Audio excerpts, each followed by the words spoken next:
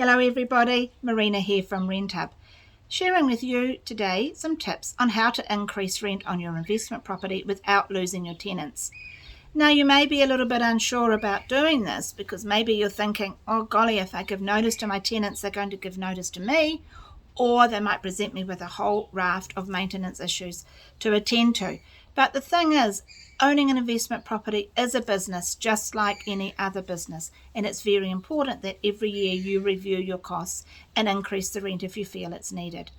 So tip number one is review your costs every year, and when you put up your rent, maybe consider a $10 to $20 per week increase rather than a big increase of say $50 or so every few years.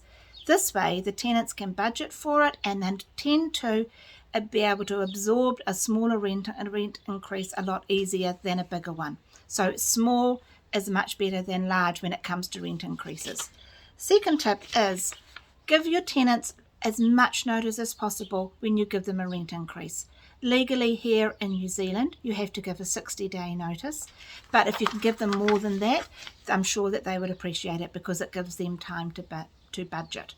And lastly, if when you do give the rent increase notice your tenants complain, what I've found is that if I've communicated well with my tenants during their tenancy, I've attended to maintenance issues promptly, and in general really looked after them, the tenants really aren't going to complain.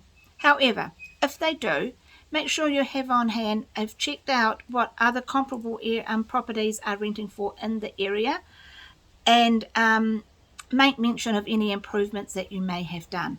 That will usually be enough for them to quieten down and accept that the rent does have to go up. So for any more tips and tricks, feel free to go to our website www.renthub.co.nz and like down here if you enjoyed this video today. See you soon.